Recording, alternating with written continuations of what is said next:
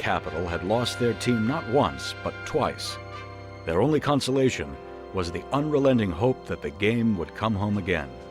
And it finally did. On April 14th, 2005, more than 45,000 fans turned out at RFK Stadium to see the new Washington Nationals play the Arizona Diamondbacks in the first home game for a professional Washington baseball team in 34 years. Fans came from the suburbs and the inner city eager to experience the sights and sounds of America's pastime once again.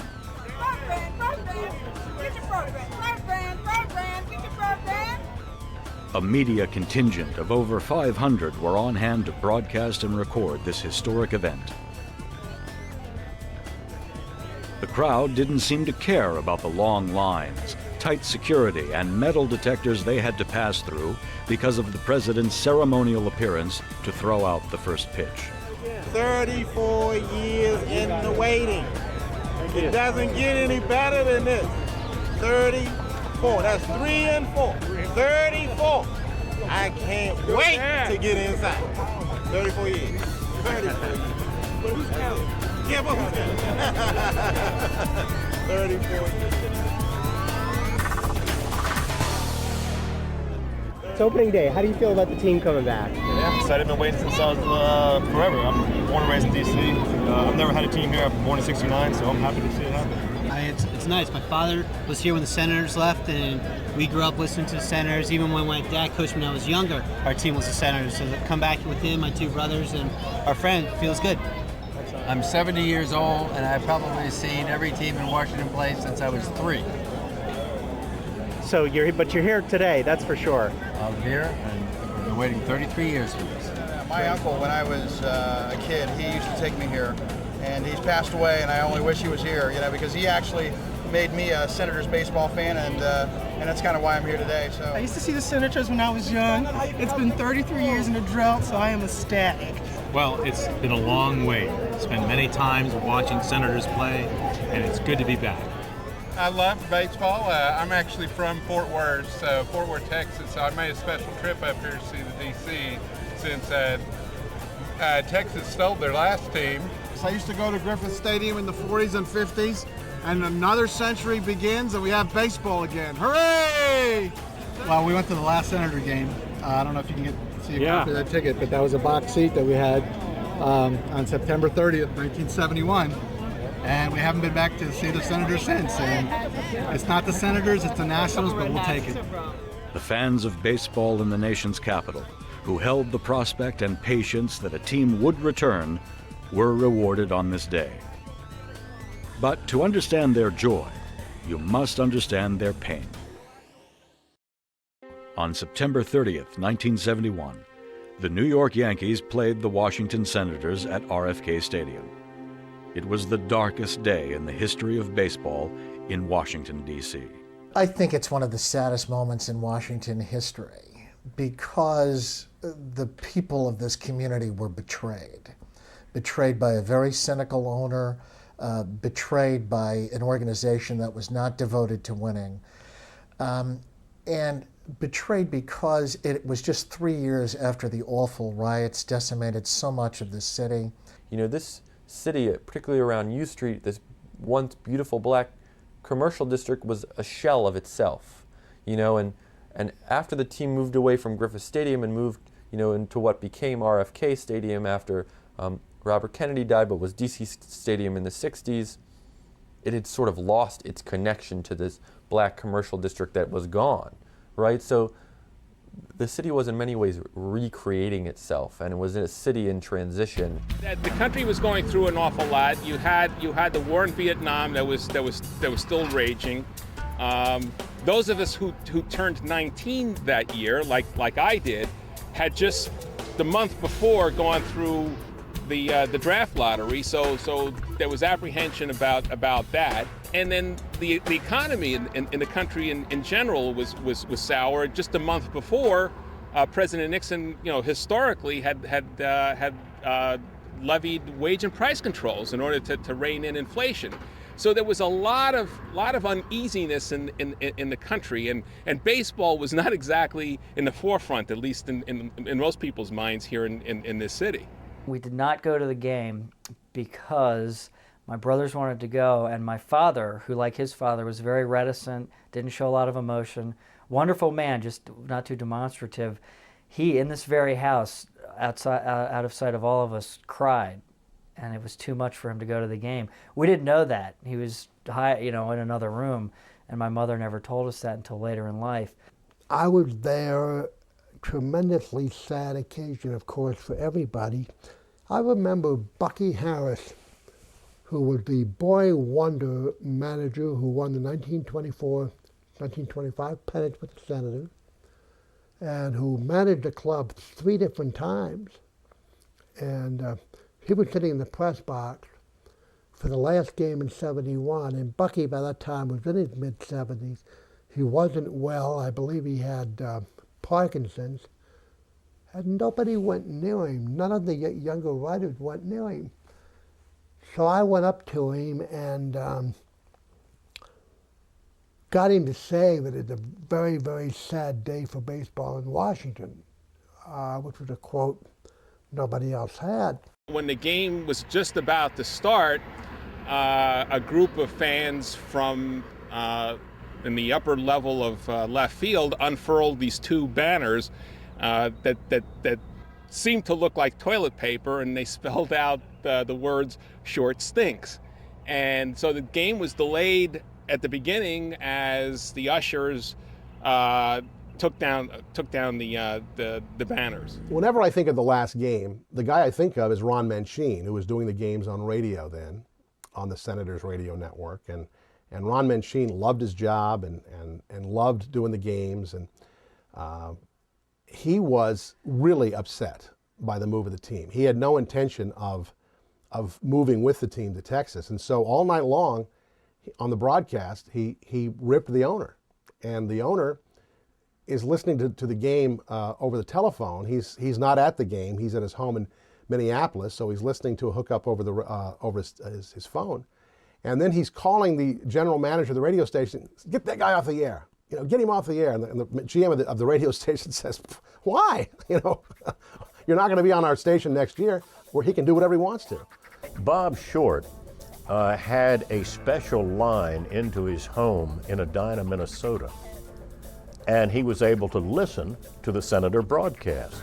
Now, he did not show up at the stadium that night for obvious reasons, and I think he might have suffered bodily harm if he had, but he was listening at home, and I was basically saying it's a disgrace that they're allowing Major League Baseball to get out of the nation's capital. There's no excuse for it whatsoever, and especially after the outpouring of love for Frank Howard after he hit the home run was a tremendous thing. The crowd is screaming, and Frank is waving to the crowd, and he threw his batting helmet into the crowd. So I'm saying these things on the air, and Short is calling the broadcast booth, and he's saying, "Make him stop, make him stop."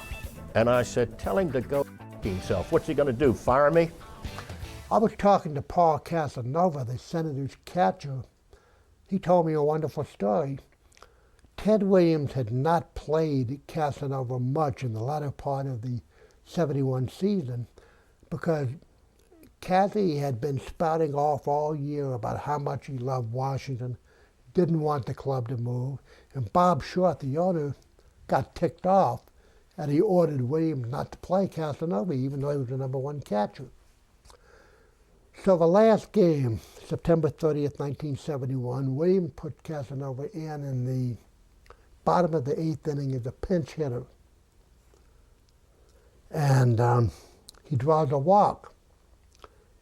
And Cassie told me he's going down to first base, and all of a sudden it hit him that this was the end of baseball in Washington. And Paul Casanova told me that tears were running down his cheeks as he's walking down to first base and standing on the bag. I'd never heard that story anywhere. It was a marvelous story. It was 2 outs. Washington was winning, I think, 7-5. A couple of kids went onto the field. Security got them and brought them back into the stands. And then, of all things, The 2 outs meant that this next out could be the end of Major League Baseball here for a while, and thousands of people, the security could not even begin to handle it. It was like a tornado coming onto the field. They tried to stop you and you and you, and then they were overwhelmed. It was like an army of ants invaded the field. Just everybody poured out of the stands. You know, people were trying to rip out the pitching rubber, home plate. People ran off with the bases. Some of my fellow students who did get onto the field came back with one of them. You know, I'll never forget this. His name was Bruce O'Malley. He came back with an entire seat. He had actually kicked an entire seat out from the bolts. Another fellow came back with light bulbs out of the scoreboard. Fans who were at that game were in an angry mood, clearly, and when they came on the field in the 9th inning with 2 outs, they didn't care whether or not the game was forfeited at that point in time. Going out with a victory didn't matter at that point in time. They were angry, and they were going to take out their frustrations on RFK Stadium, and they did. And so a 7-5 potential Senators win turned into a 9-0 forfeit, and I don't think anybody regretted it. Now I'll tell you this: I wasn't at the game, but had I been there, I'm sure I would have been out on the field with everybody else. Well, nobody thought it was the tragedy that it turned out to be. Really, people thought baseball would be away for a year or 2. They weren't happy about that.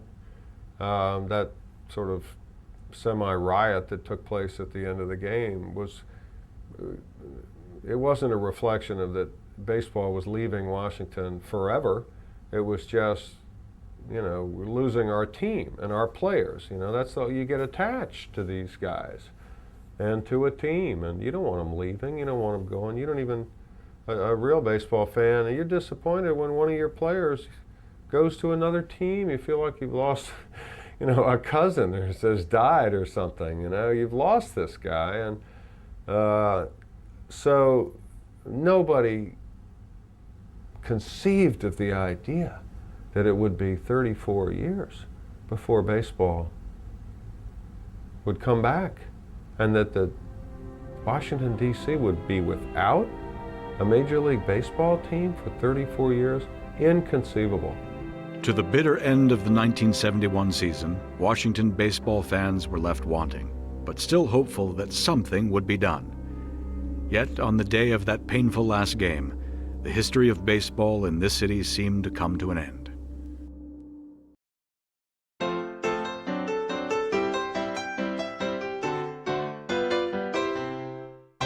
Major League Baseball in Washington dates back to the 19th century, but the original National League team had gone out of business. The National League had contracted from 12 teams to 8 teams in 1899.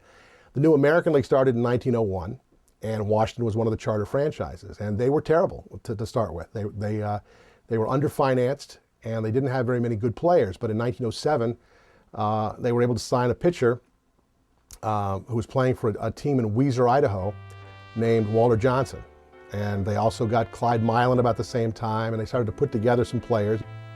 Players like Long Tom Hughes, George McBride, Charles Gabby Street, Herman Germany Schaefer, John Henry, and catcher Eddie Ainsmith, who, in an era of tough baseball players, was probably the toughest of them all. He once stood up to heckling from the New York Giants dugout by challenging the entire team to a fight. Nobody took him on. 1912, they brought Clark Griffith to manage the team, and everything started to fall into place. Clark Griffith, known as the Old Fox, entered the field of professional baseball as a pitcher in 1891 with St. Louis, and later played for Boston, Chicago, and New York. He moved about the baseball world for many years through the turn of the century. In 1912, however, Clark Griffith found his permanent home in Washington, becoming the manager and largest single stockholder in the ball club. They didn't always finish last because Clark Griffith became the manager in 1912, and all of a sudden, for 2 straight years, the Senators were in second place. In 1912, the Nationals' record was 91 wins and 61 losses, finishing second to the Philadelphia Athletics. In 1913, their record was 90 and 64. Walter Johnson led the American League with 36 wins. The phrase, first in war, first in peace, last in the American League, didn't quite describe the team anymore. That phrase, the infamous phrase, first in war, first in peace, last in the American League, dates back to the 1900s. It was the wonderful cutting phrase of a columnist with the San Francisco Chronicle named Charles Dryden. And it does, sadly, fit much of the history of the Senators in town. The expression first in war, first in peace, last in the American League was originally last in the National League. It's a vaudeville bit that went back to the 19th century when the original Washington Nationals were just awful. If I hear one more time, Washington, first in war, first in peace, last in the American League, ha ha ha, it's every journalist's easiest cliche. Hello, they were good, for about 10 years in the 20s. They almost won the pennant in 1945. World War II season, admittedly not that. But, drop the cliches. Read my book. Read Hank Thomas's book about Walter Johnson. They were respectable mainly because of Walter Johnson, who most call the greatest pitcher to ever play the game. Walter Johnson is the greatest pitcher who ever lived. It should be called the Walter Johnson Award, not the Cy Young Award. Walter Johnson won 417 games with 110 shutouts. I mean, you think 110 shutouts, 25% of his victories were by shutout. To give you some idea of the magnitude of his pitching career, he started 666 games. He completed 532 games. He won 417 of those games. And he pitched a shutout in 110 of them. For 7 consecutive years, he won at least 25 games in the prime of his career. That's an absolutely staggering testament to his strength and his longevity as a pitcher. I think his only rival probably would be Cy Young, perhaps Christy Matheson, but they pitched totally in the dead ball era, and Walter Johnson went into the introduction of the so-called lively ball in 1920, and he was successful for a number of years after that, even though he was in his 30s. He came to Washington under unusual circumstances. He was not, ironically, a prodigy growing up in either Kansas or California. He was pitching in a very modest minor league, Class D league, the Southern Idaho League, pitching for a little town called Weiser in the Southern Idaho League. One day, an anonymous letter arrived at the old National Park where the Senators played in the 1900s. And it was from somebody in Idaho who had witnessed Johnson pitch a couple of games. And he said, "You won't believe how fast he is, and trust me, he's got pinpoint control, because if he didn't, there'd be dead bodies strewn all over the state of Idaho." That's how fast Walter Johnson was. He was always afraid that he might hurt somebody or kill somebody even. He threw so fast, so hard, and now luckily he had great control. So it wasn't a problem that much, but there were days where he'd be a little wild, and it really bothered him, the idea that he might kill somebody with that fastball. He was a remarkable athlete, a remarkable person, gentle, not what you'd call colorful in the Babe Ruth sense. He was kind to everyone. He was also a gentle giant and just beloved in this community, and beloved by the great Shirley Povich, the legendary columnist for the Washington Post. Povich loved to tell the story of how Johnson got the nickname the Big Swede. If you look at photographs of Johnson, you see a man with very pronounced cheekbones and sort of classic Scandinavian features, plus the son at the end of the surname.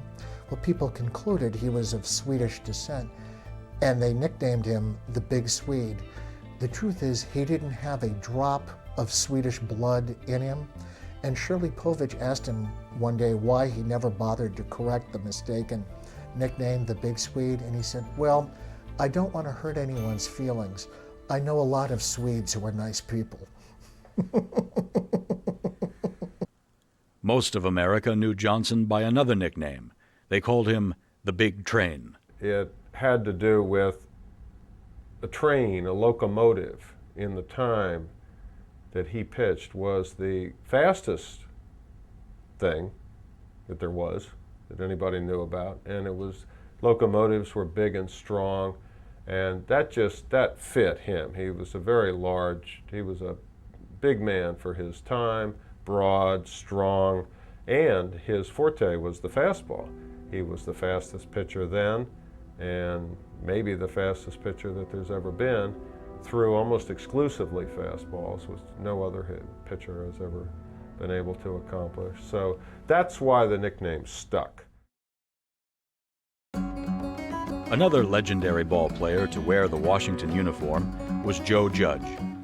The son of Irish immigrants, Judge defined first base in the early days of the Washington Nationals. He was a little man with very nimble feet, very quick hands, not the kind of athletic skills that one associates with a first baseman today, but a brilliant defensive player. For about 30 years, he held the defensive record for best fielding first baseman. And he played in Washington forever, for 22 or 23 years. And then after he left us for a couple of years and played, I think, for the old Boston Braves and the Dodgers up in Brooklyn, he then retired and came back and served as Georgetown's baseball coach for another 20 years beyond that. So he was one of those incredible Washington institutions, and by all accounts beloved by practically everyone in the community. Very underrated, solid offensive player, had a career batting average of just under 300. He was a key member of one of the greatest infields in baseball history, certainly in Washington baseball history. He played first base. He led the league in fielding, I think, 7 times. And he was crucial in, that team of Walter Johnson, Bucky Harris, Ozzie Bluge, Peckinpah, Goose Goslin. He was small for a first baseman, about 5'7" and 155 pounds. He was a member of the all-small team, which was in the Washington Star, him and Yogi Berra. He hit .385 in the 24 World Series, scored a winning run, I think, in Game 2. And he was a very low-key, very taciturn, quiet guy, which is why he hasn't been as well remembered, because he wasn't too demonstrative, didn't get arrested a lot. And Baseball Magazine called him the sheet anchor of the Washington infield. So he was kind of a slow, steady, get the job done, small first baseman, and was really crucial to them being good and to them winning. I mean, he had over 9 seasons he hit 300 or over, and he was particularly known for his fielding, which does not get you in the Hall of Fame as much these days, but he had an average which was the high water mark in the majors. It was something like, .995 or .996, which is virtually without error. 1924 was a magical year for the Washington baseball team. The year before, they finished 4th in the American League with less than a .500 record. With the same lineup from the 1923 season, the Nationals started the season slow, but things were about to change. In June of 1924, the Washington team just got hot and started winning games, one after the other. A major reason was the manager, Bucky Harris, who was 27 years old, also played second base on the team, had been hired at the beginning of the season out of desperation.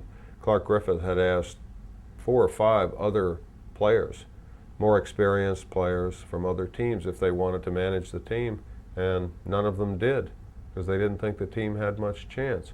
But Harris grabbed this opportunity to manage a big league team, and he just ran with it. And he was a fiery character, and he was a player, and the players loved him.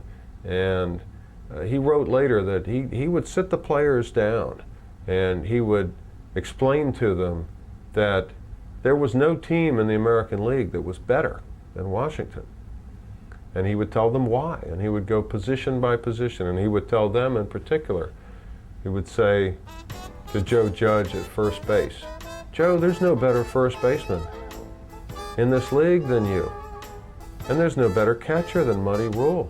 And we've got the best shortstop in Roger Peckinpah. We've got the best pitcher that ever lived, Walter Johnson. We're going to win this thing. And he fired them up, and he got them believing that they could win the pennant. And they did.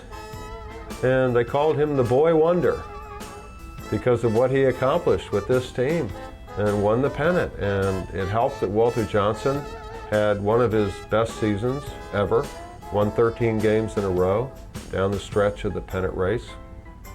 And there was some luck involved, but mostly it was just this team would not give up.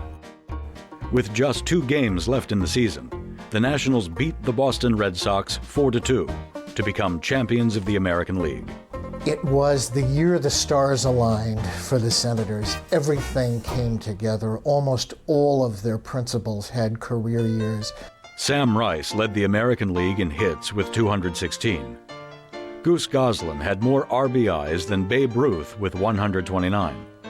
And the Washington pitching staff was the best in the league, led by Walter Johnson's 23 wins and the league-leading 2.72 earned run average. The Nationals were on their way to meet the powerhouse New York Giants, led by their legendary manager, John McGraw, in the World Series. This was John McGraw's greatest team. McGraw, the greatest manager in the history of baseball. This is his greatest team ever. They had won their 4th National League pennant in a row. This was a powerhouse team. 7 Hall of Famers in the starting lineup, all hitters. This was just a slugging crew that they were up against, and it was very much a David and Goliath story going into the World Series. Nobody gave the Senators any chance at all against this great New York Giants team.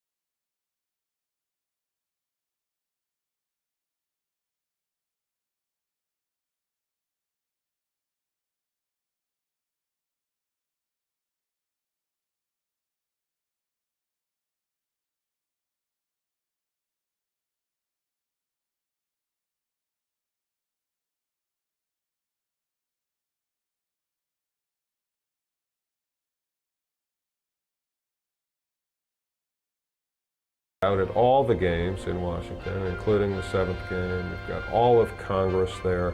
Anybody who could get a ticket, who could find a way to get a hold of a ticket to that game is going to be at that 7th game.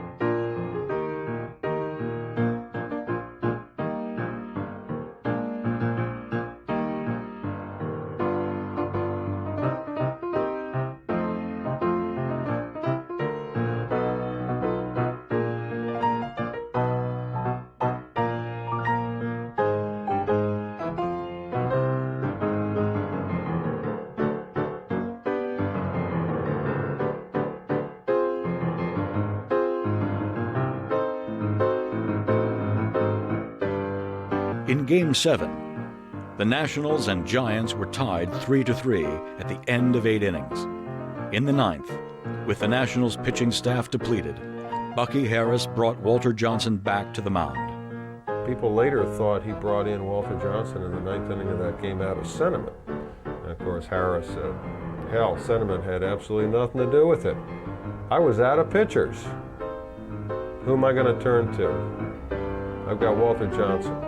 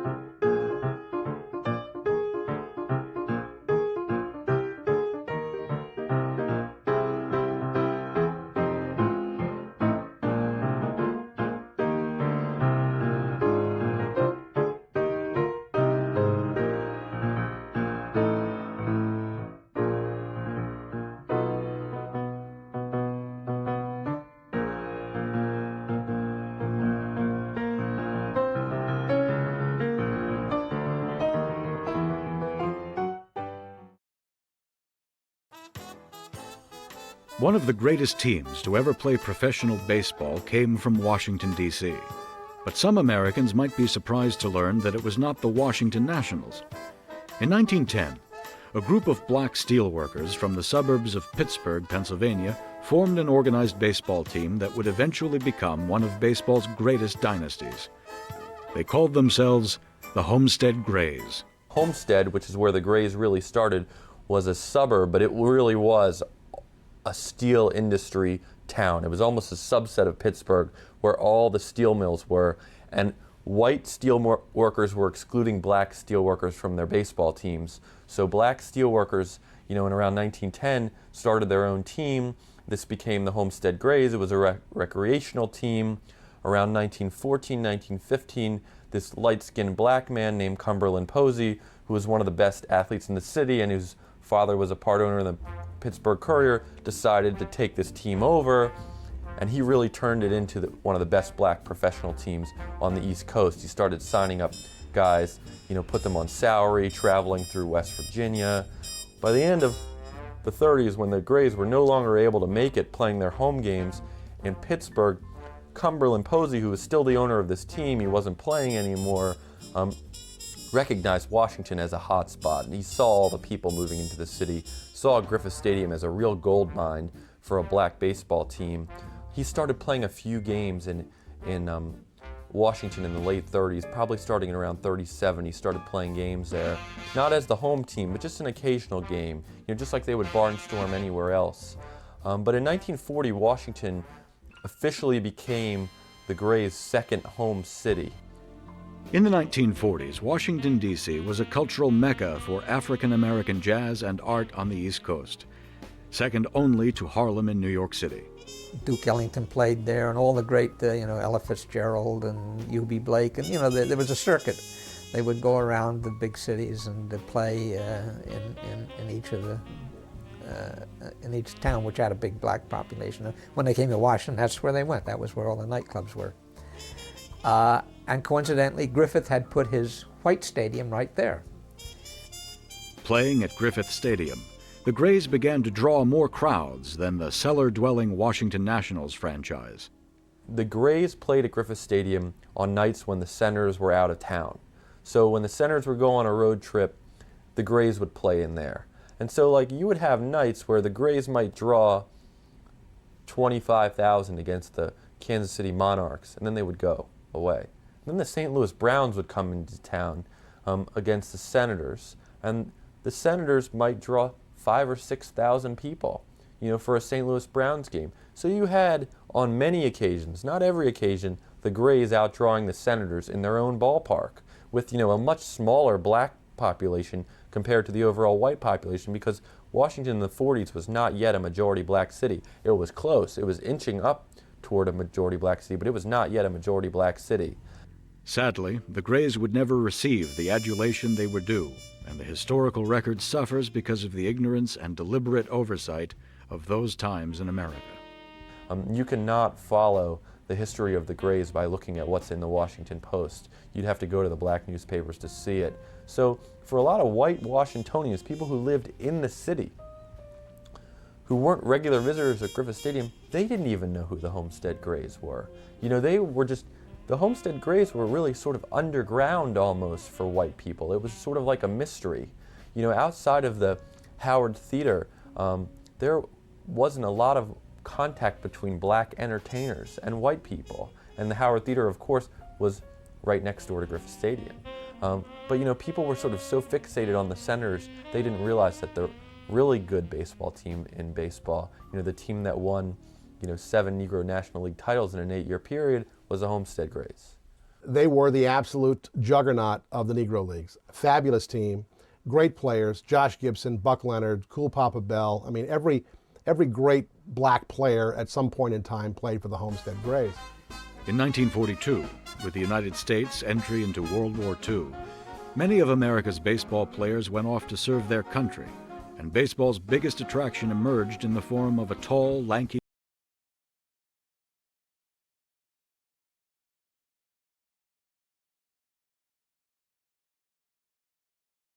opposing hitters and delighted crowds everywhere.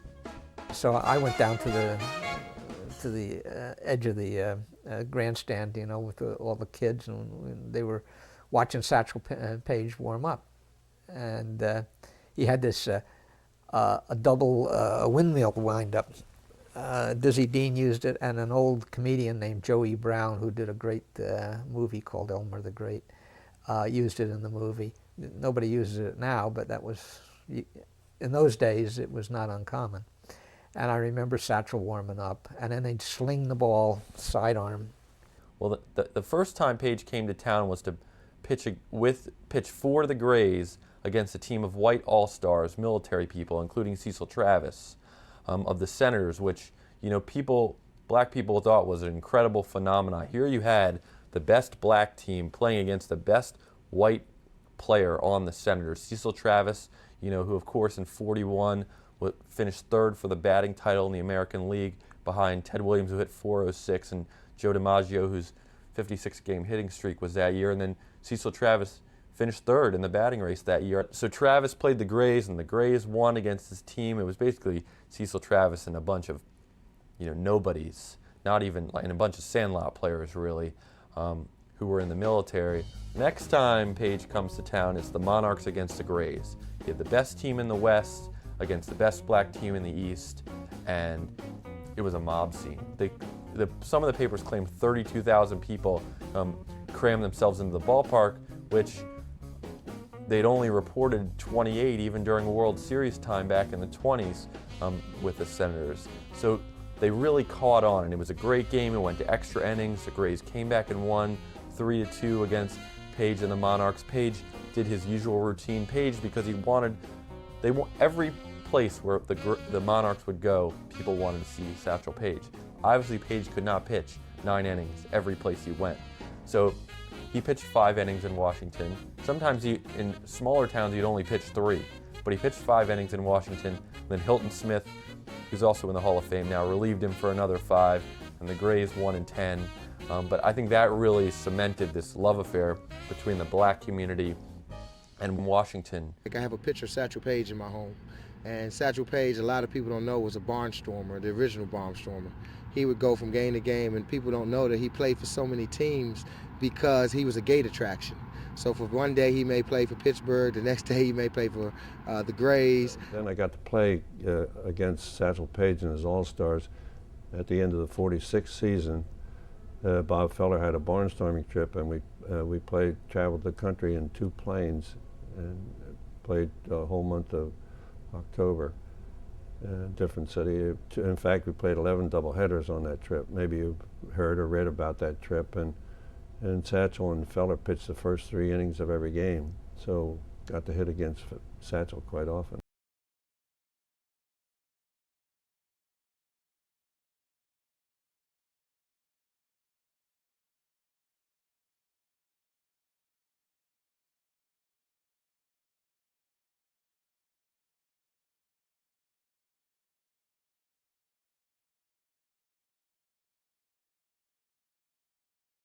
justice. He didn't sort of spin around like a top like Reggie Jackson would hit. You know, he was a short strider. He was a little more like, he was built and he was huge for someone of that time. He was about 6'2", but he was really more of a guy who took a real short stride when he swung, so he was never off balance, and he was a great breaking ball hitter.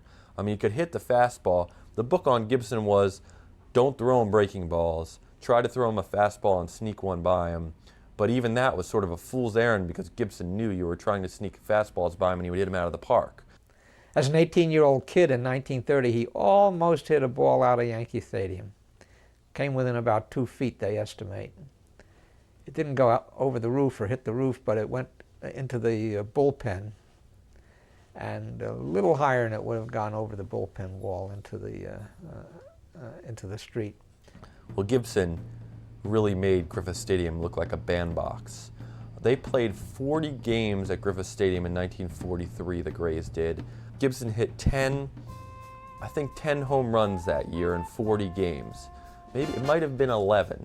The entire American League, you know, however many hitters there were in, you know, I guess there were 154 games in a season, so you had 72 games at Griffith Stadium, then hit 9 home runs over that left field wall at Griffith Stadium. I mean, Gibson would hit balls regularly 440 feet into the bleachers in left field. You know, he really showed people just how good he was and how much better he was than every other power hitter in the major leagues. And I know people tend to exaggerate the accomplishments of black baseball players because there really are no statistics. These teams didn't play set schedules. They didn't play 154 games a year against their league opponents. They were barnstorming around the country. But I really was able to put together all 40 of those box scores from Griffith Stadium and see this guy hit 10 home runs in 40 games here in the hardest American League ballpark to hit a home run in. And just you could see just what a great ball player Josh was. Josh wasn't just the best black player at that time, the best hitter. I think he was probably the best black hitter ever. Josh Gibson and his teammate first baseman Walter Buck Leonard formed the most feared batting twosome in Negro League baseball. Together they led the Homestead Grays to 9 consecutive Negro National League championships from 1937 to 1945. Buck Leonard, if Gibson was called the Black Babe Ruth, Buck Leonard was called the Black Lou Gehrig. He was very quiet, left-handed first baseman, a very good fielding first baseman, also a power hitter, but not like Gibson, not sort of like these titanic home runs, but more of a line drive hitter. Definitely a home run hitter. Definitely took advantage of the right field wall at Griffith Stadium. And he and Josh were the home run twins. It was sort of like Ruth and Gehrig or Mantle and Maris. Buck would come up after Josh, and the poor pitcher, you know, had to face those two guys 1-2 in the batting order. It so happened that Buck only lived a block from me, and I got a chance to talk with him every once in a while when he was home, but he was very seldom home. So I grew up until he brought the Grays into Rocky Mount for exhibition game, and I don't even know who they was playing, but anyway, I fell in love with Josh Gibson. Oh my goodness, what a hitter, what a player. Gibson was also the partier, the drinker, sort of not a wild man, but he just really liked to have a good time, and Buck Leonard would be sitting on a park bench doing crossword puzzles. And where Gibson had problems sort of mentally, you know, some people say that he was using drugs. I don't know that for a fact, but he was definitely abusing alcohol.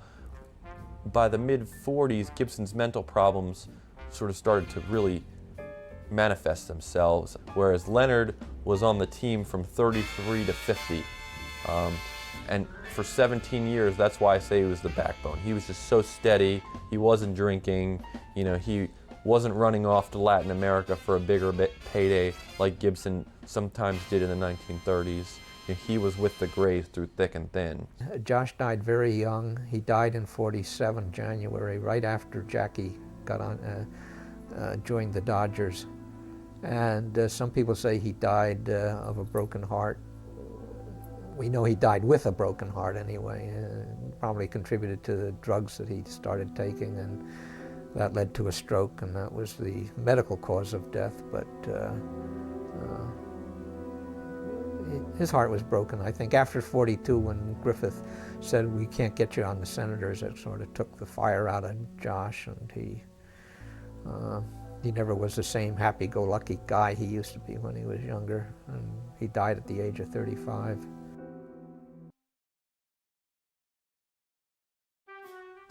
As the national game, baseball has been part of our history from the very beginning of the Republic.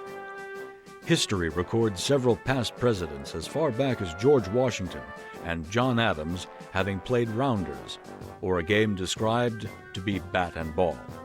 Ulysses S. Grant was president when the National League was formed in 1876. But on June 6, 1892, Benjamin Harrison became the first president to attend a major league game when he watched the Cincinnati Red Stockings play the Washington Nationals. The national tradition of the president throwing out the first pitch of the baseball season was inaugurated by William Howard Taft in 1910. And ever since, this great tradition has been followed by virtually every president.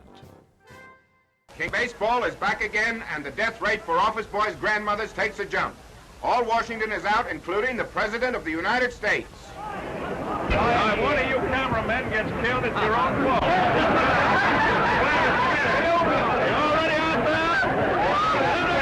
Mr. Roosevelt's pitch is wild, but we'll forgive him. Everybody knows he has plenty on the ball. It is one of the grand traditions of baseball, and it ought to be. If you think about it, the American president ought to christen every new season. Opening day is about renewal and rebirth, and the President of the United States should come, especially now that we've got a team back in the nation's capital after all these years, and christen that moment. April 14th, 1910, that was the first occasion on which a president opened the baseball season by tossing out the first ball. And it really was just a coincidence. President Taft had had a meeting earlier in the day with a group of suffragists, as they called them in that day, suffragettes, women lobbying for the right to vote. And they didn't like what he said. He basically told them that he thought that their women weren't responsible enough to have the vote. And they literally booed and hissed him out of the White House. And they ran him out of this meeting where he had delivered this message to them, and he was furious. And he stopped, he grabbed the Vice President, Sherman, and he said, "We're getting out of here. Let's go to the ball game. They're starting the season today. Let's go to the ball game." And they went to the ballpark, and the Washington manager, a fellow named Jimmy McAleer, had the idea, well, the president's here. Let's have him do a ceremonial toss of the first ball to start the game and, in effect, start the season.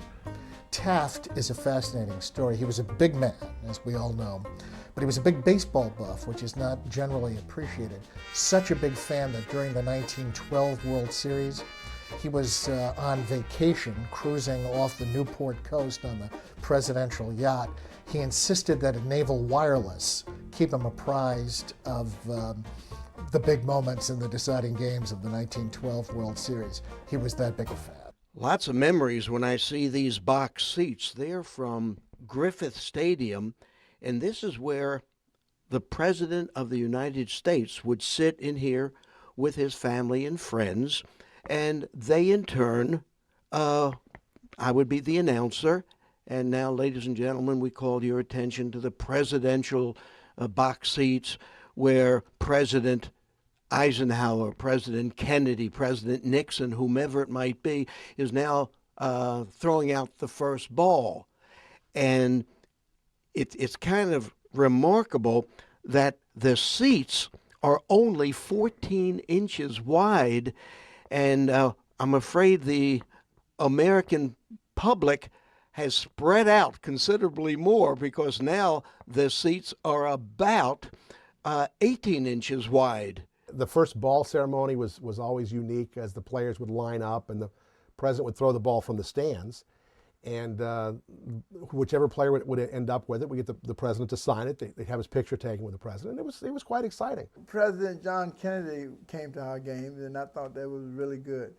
But I would never, ever participate in the throwing out of a ball. I could get a baseball from any place. Good gracious. I couldn't see going out getting spiked, you know, because the opposing team be over there too. And they all be fighting for that ball. And all I got to do is just get a ball and, Prez, would you sign it? He'd be glad to sign it. It's official. The opening of the baseball season sees President Kennedy on hand in Washington as the Senators play the Detroit Tigers in the new $20 million District of Columbia Stadium. The largest crowd in Washington baseball history, 45,000, and a couple of hundred photographers see the president throw out a looper for the players to scramble for in a free-for-all.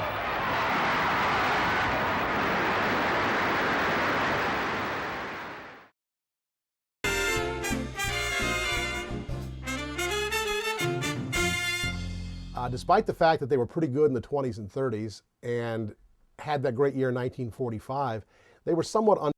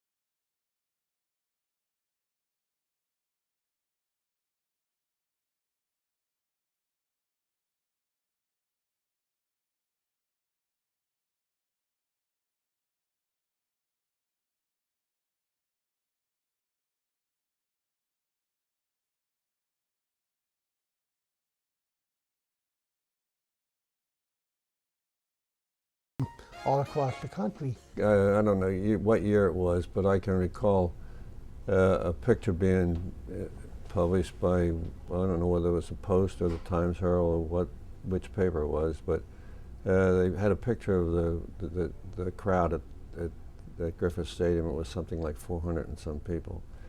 And Mr. Griffith never spoke to the photographer again after that. I don't know. Things are booming, bats included, at Orlando, Florida, where the Senators are working out under their manager, Bucky Harris, with club owner Clark Griffith watching the progress of his American leaguers. The Nats finished 7th last year, but are on the way up, says Sandalio Consuegra and other pitching staff stalwarts like Bob Porterfield. Bucky Harris looks for mound help also from Joe Haynes, who's mighty sharp in camp. There's a brand new catching staff hard at work, fighting for a regular berth on the team. So Bucky says we're out to win more games. Gil Cohen will help him do that. From all indications, the Senators will be making things hot for the league this year. It was somewhat unfair for people to label them as always being bad, because in the early 1950s, Bucky Harris, back for his third round as manager of the Senators, he got the team to play pretty well in the early 50s. They had a couple of years of 500 or better, but of course this is also during the Yankee dynasty. So the turning point of the season for the Senators was frequently the national anthem on opening day. You knew they weren't fighting for the pennant necessarily. The whole idea was, can they finish in the first division? That is, in an 8-team league, can they finish in the top 4 teams? Well, that usually didn't happen, but you know, if you could finish at 500 or finish in the first division, to a Senator fan, that was almost the same as making postseason play. So I don't think the tag about first in war, first in peace, last the American League is necessarily true. It became kind of a catchphrase for a number of years, and the Washington Senators, the name of the franchise, became kind of a synonym for futility in baseball.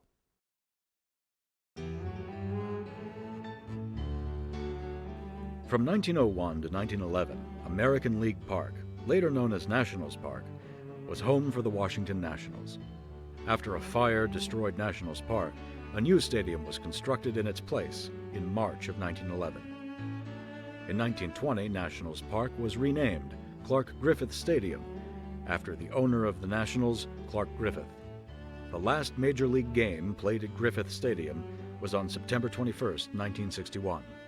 Howard University Hospital now stands in its place. Well, I think there are two Washingtons. I think there's what I call the Tim Russert Washington, which is, Capitol Hill and politics. And then there's sort of the real Washington, which is people who were born and raised here, people who, own comic stores and bars and restaurants and who remember Griffith Stadium.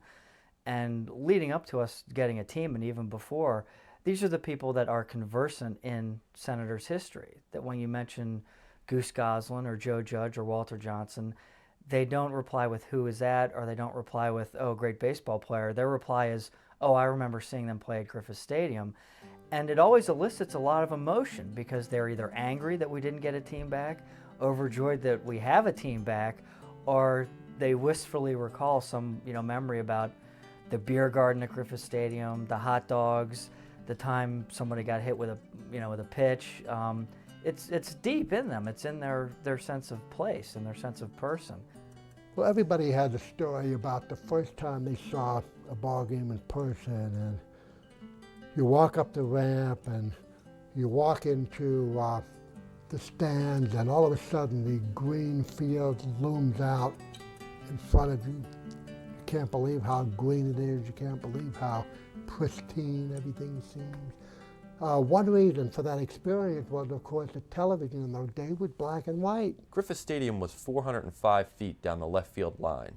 It came in a little bit after that, but then jutted back out to 420 and then made a right angle around a house in Lee Droid Park in center field. But it was basically like trying to hit a ball out of Yellowstone. It was like trying to hit a ball over the left field wall at Griffith Stadium. Right field was much more forgiving.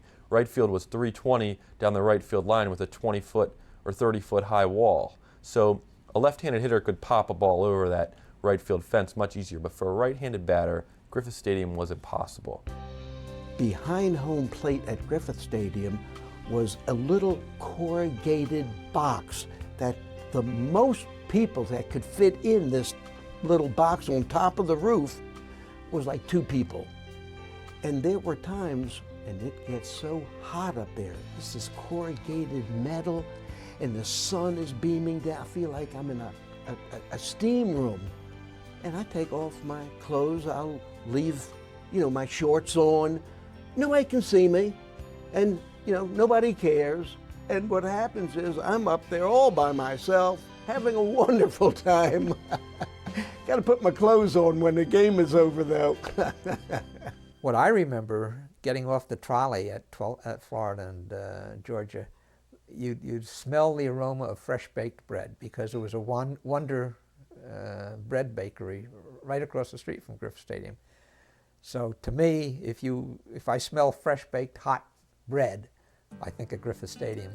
I usually in the paper will say that Griffith Stadium was a dump, but it was our dump. And you grow very attached to the first ballpark. I mean, certainly a place like Camden Yards is just a jewel of a ballpark. I'm sure the National New Park in Washington will be the same. But I'll take old ramshackle Griffith Stadium. It was my first stadium, and nothing is ever as special again if it is the first time.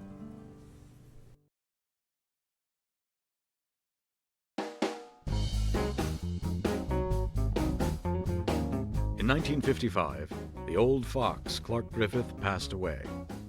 His adopted son and nephew, Calvin Griffith, took over ownership of the Washington baseball team. In 1957, the name of the team was officially changed from the Nationals to the Senators. The official name of the ball club from the, I believe, 1905 until 1957 was the Nationals. Well, the sponsor for a long time was National Bohemian Beer, Natty-Bo, which was a great danger to your health, but it was 99 cents a six-pack. But in 1957, I believe that's the correct year, National Bo lost the games, and they were picked up by a local brewery called the Senate beer. So they wanted to have the team called the Senators. I started with the Washington Baseball Club in 1956. At that time, they had three names: the Washington Senators, the Washington Nationals, and the Washington Nats. Well, we can't categorize this as three names for this team. So I finally talked with the artist. It was Zang Auerbach, who was Red Auerbach's brother, and very talented. And he said, I can't do anything with Nationals or Nats, but maybe I can do something with the Senators. You know, I'll get a caricature of an old senator and we'll animate him throwing in, you know, and then we got some action. I says, as of right this minute, we are the Senators, and that was reflected on the programs and the announcements at the stadium, and we were the Senators. And now, 50 years later, we're back to the Nationals and the Nats. In 1960, with the team still playing in an aging Griffith Stadium and attendance declining, Calvin Griffith wanted a new stadium built in Northwest D.C. No stadium was built, and despite previous statements that the Senators would never leave the city, Calvin announced that the team would move to Minnesota and change their name to the Twins. One of the negative points that they always bring out about the Senators is losing two teams, and you can hardly blame the city itself and the fans for the ownership's attitude towards them in their desire to move the team rather than try to make it go here. So when they went to expand, instead of expanding in Minnesota, they let him move the team to Minnesota and expanded here in Washington. The owners of the new Washington franchise selected longtime fan favorite Mickey Vernon to manage the team. Mickey was given a team consisting of fading veterans and youngsters not quite ready for the big leagues. It was a tough situation because you know, you were starting from scratch, and you were starting with players that the other clubs had, you know, were ready to either trade or release or whatever that were put in the pool to select from, you know, and it took a while to get through that procedure and to finally end up with 25 players, and it was a little rough because of that. The Angels they were the other team that was in expansion. They took an approach during the draft to draft all the young fellows that they could, that they thought were prospects, and we went with the veterans, which turned out to be the wrong way, I thought. Veterans like Jim King, Gene Woodling, and Dick Donovan. The expansion draft, you just had your selection of dregs. I mean, you know, they weren't trying to help the new club get started. Everybody would just, I forget how many players you could protect, but what was available was just garbage. And I remember the Senators drafted a player, a shortstop named Coot Veal. I don't think anybody ever heard of Coot Veal since. They had a pitcher named Don Rudolph, whose main claim to fame was that his wife was a exotic dancer, stripteaser, whose professional name was, ready for this, Patty Wagon. The best player to be picked in the expansion draft was Chuck Hinton, a player with both power and speed. Chuck was picked from the Baltimore Orioles minor league system. Well, it was a business deal. Simply, I got $500 as a bonus. And of course, there's a lot of kids, especially white kids, they got anywhere from $10,000 to $100,000 or more. And so, you know, it was economic. I mean, let's be honest. Go back to when the Senators were still in town, a town that is largely African American. The Senators had very few high caliber black players. I mean, I think it's safe to say the best black player they ever had was Chuck Hinton. Fred Valentine, Hank Allen, they had some other good players, but in terms of having a guy who was a 300 hitter, had some power, he was pretty much it. 1962 saw the Washington Senators move out of Griffith Stadium and into the new District of Columbia Stadium. The team finished in last place with a 60-100 record. The following year, Gil Hodges replaced Mickey Vernon as the manager of the team. They finished in last place again, winning 56 and losing 106. It got to be so bad here in Washington that in 1964, we're looking for a theme. Every other team is World Series or bust, we're number one. And I got the president and the general manager to ask me, what do you think we should do? And I says, we have to be candid. We've got to be honest with the fans.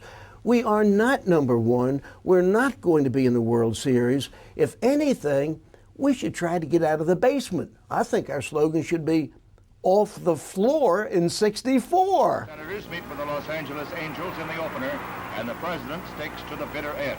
A bitter end it is, too, for the home team. Los Angeles whips Washington 4-0.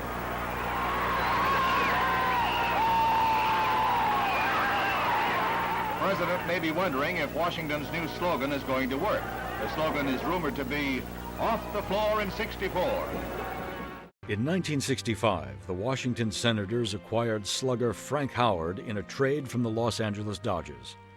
Known to the fans as Hondo, the Capital Punisher, and the Gentle Giant, Frank amazed everyone with his tremendous home run power.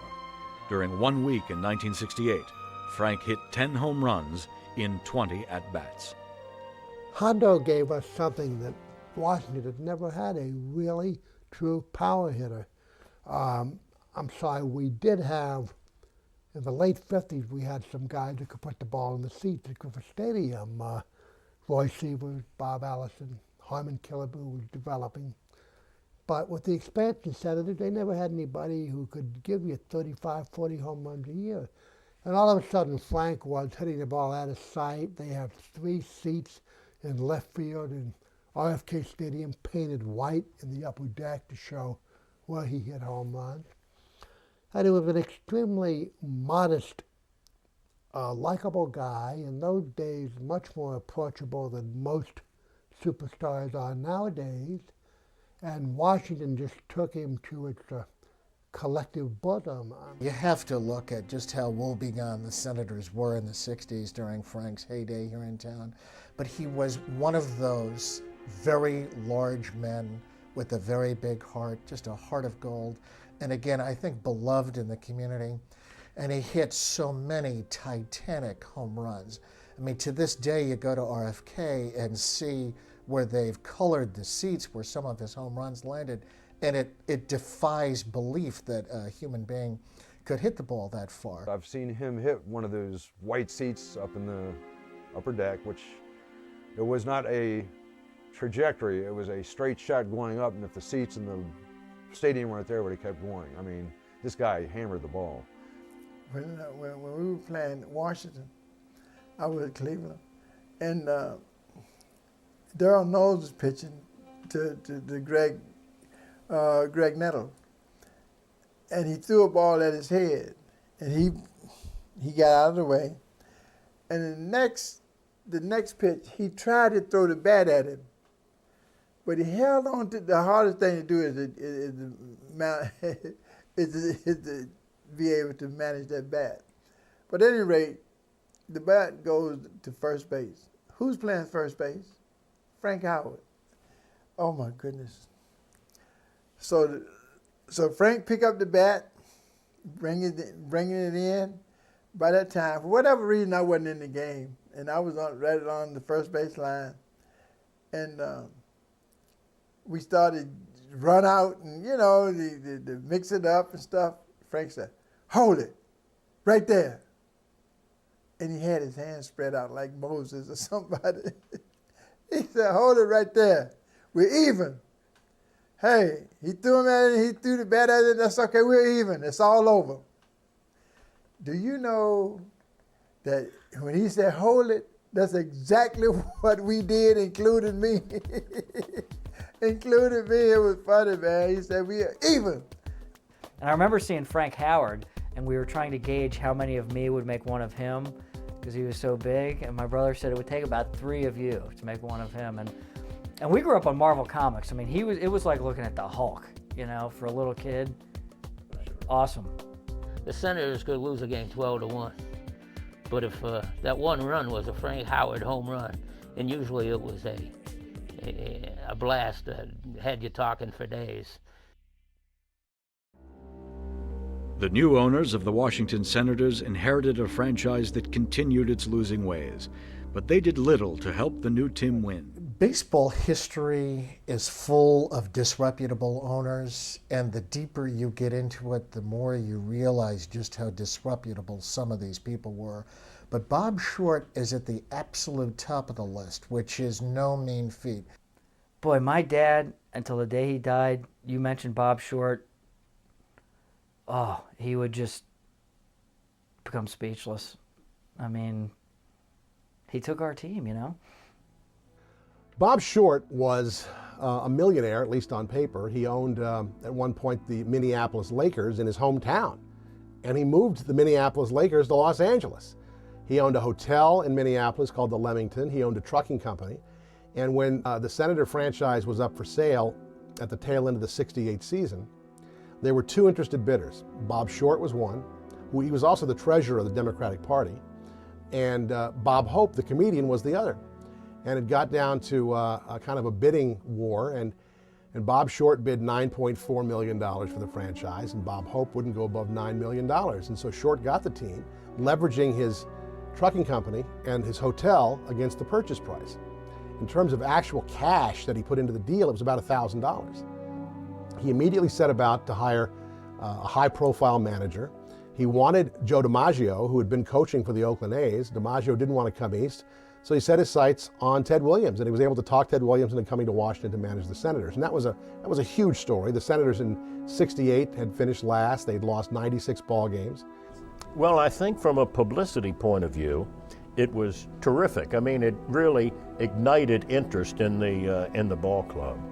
And I think Ted was held in awe by his players. And that first year, in 1969, everything seemed to work right. People don't remember that in 1969, it's the only time the expansion Senators ever had a winning record. They were 8 or 10 games over 500 that year. And I think Ted was directly responsible. Short, before the '71 season, traded away Aurelio Rodriguez, Eddie Brinkman, and a future 20-game winner in Joe Coleman for Denny McLain, who was washed up by that point. He had won the Cy Young Award in '68 and '69. In '70, he sat out half the season for participating in a bookmaking operation. But people around the league knew that McLain was washed up by 1970, that he had worn out his arm with cortisone shots. The only one who didn't seem to know this was Bob Short, and he really didn't care. He was well past his prime when he came to the Senators because he had arm trouble. And in addition to that, he was a clubhouse lawyer. He was a disruptor. So as a result, everything just kind of hit the fan at one time. And I would say that he was largely responsible for the demise of the ball club. He also signed Curt Flood, who had quit the game to sue Major League Baseball and was sitting out this 1970 season, but he too was washed up. Again, everybody else knew this except Bob Short. Bob Short wanted a black face, a majority black city. Well, the Senators were terrible by 1971. Now, the other part of this equation, which most people don't bring up, is that the Senators' lease at RFK Stadium was really restrictive. It was not a good lease at all. It had been signed in 1962 by the original owner of the expansion team, and it was not a good lease. However, Short went to the city and said, unless I get some lease relief, I might have to move. Well, they laughed in his face. And they said, baseball will never let you move. This is Washington. They're not going to let you leave this town without a team. Well, he found out that otherwise was true. He petitioned the league to move to Texas and was granted the approval. On September 30th, 1971, the Senators played their last home game at RFK Stadium. Bob Short moved the team to Arlington, Texas, where they opened the 1972 season as the Texas Rangers. The postscript to this story is that after one season in Texas where they did not draw well, Short asked his attorney if he could move the team back to Washington. And was told, no, you've got a lease, you're pretty well locked in here. And he ended up selling the team, but on his deathbed some years later, according to Ted Williams, who went to visit him, Short told Williams that his biggest regret was moving the Senators out of Washington, but of course that was too little too late.